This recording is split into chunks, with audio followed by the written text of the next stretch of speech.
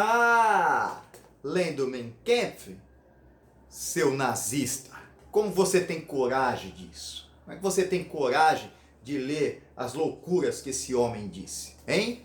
Hã? Eu posso também mudar? Ahá, vamos melhorar isso aqui. Tá lendo o Manifesto do Partido Comunista. De quem? Karl Marx, seu comunista.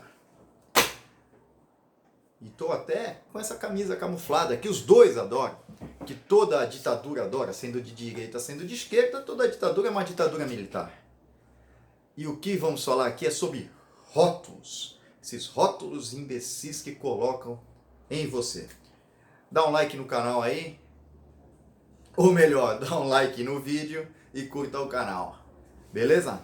A gente está falando aqui, esse livro é muito interessante, foi escrito durante o período que ele esteve preso, antes de chegar ao poder, obviamente, e até há pouco tempo estava proibido no Brasil. A gente ainda está na época de que proíbem livros, como se isso daí fosse possível nessa época, nos dias de hoje, e como se isso não fosse ainda mais fomentar o mercado negro e até atiçar a curiosidade de umas pessoas. Ah, mas isso daqui vai incentivar alguns idiotas a fazerem a mesma coisa. Eles não precisam disso. O idiota não precisa disso para ser idiota. Mesmo com a Bíblia, ele acaba cometendo um monte de loucuras. Isso daqui, meu, quantos idiotas também utilizam isso para justificar inúmeros crimes.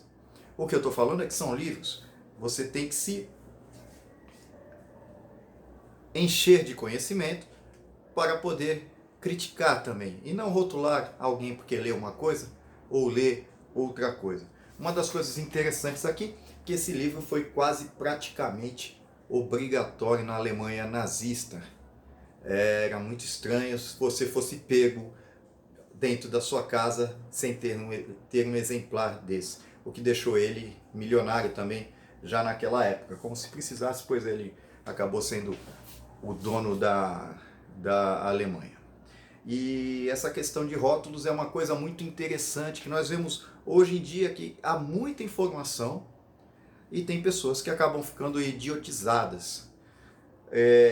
Um dos exemplos claros é xingar alguém de fascista sem ter a mínima ideia do que era o fascismo, do que foi o movimento fascista, desculpe. E também de como, é óbvio, que essa linha que divide a direita e a esquerda, ela não é dessa forma. E sim cabe mais a teoria da ferradura, onde os opostos se assemelham muito mais do que parece. Então as pessoas acabam usando esses rótulos idiotas em uma época onde fazem documentários com pontos de vistas exclusivos. Ou fazem na TV debate sem debate. É um debate onde todos ali fomentam a mesma ideia, não existe o debate. E esses são um dos absurdos que nós vivemos nessa época de tanta informação e informação de qualidade e de tanta leitura, que nunca se leu tanto, porque mesmo no seu aplicativo aí do celular, você está lendo. E acaba acontecendo esses absurdos. Eu vivi para ver pessoas falando que um documentário não precisa ser expressão da verdade. Eu vivi para ver que um documentário, ele é o ponto de vista de quem está fazendo o documentário. Óbvio que não há uma imparcialidade completa em nenhum lado. Você vai pender suas ideias para um lado de acordo com a sua interpretação do fato. Mas fatos históricos são fatos. Eu sigo uma página de história e é muito interessante lá a briga nos comentários de pessoas falando que não, que é uma visão, que o fato histórico agora ela começa a entrar naquela teoria se eu não me engano, teoria da verdade relativa. São coisas de outro mundo. Parece que a gente caminha, a humanidade está cada vez tendo mais tecnologia à disposição e emburrecendo. Agora uma coisa curiosa, que não tem nada a ver com isso, quando eu publiquei o meu primeiro livro aqui, A Vingança de Drácula, foi tão engraçado, fato curioso, eu fiz um livro de romance histórico de terror, e me associarem tanto com o conteúdo do livro. Ou seja, pessoas, colegas até, amigos, alguns de brincadeira, alguns gente mais sério, é tudo referente a vampiro. Você me relacionaram por causa de um livro. Eu já tinha escrito um livro anteriormente a esse, um livro de defesa pessoal, mas vincularam a minha imagem só com o personagem, que não acaba deixando de ser um rótulo. Inclusive, fato curioso, que um maluco acabou entrando em contato comigo, eu mal consegui ouvir, era através de voz, mensagem de voz, e ele querendo para mim ter poder, é uma gravação muito louca. Ele chega para mim e fala: eu quero o poder, você pode me dar o poder. Meu, é um doido.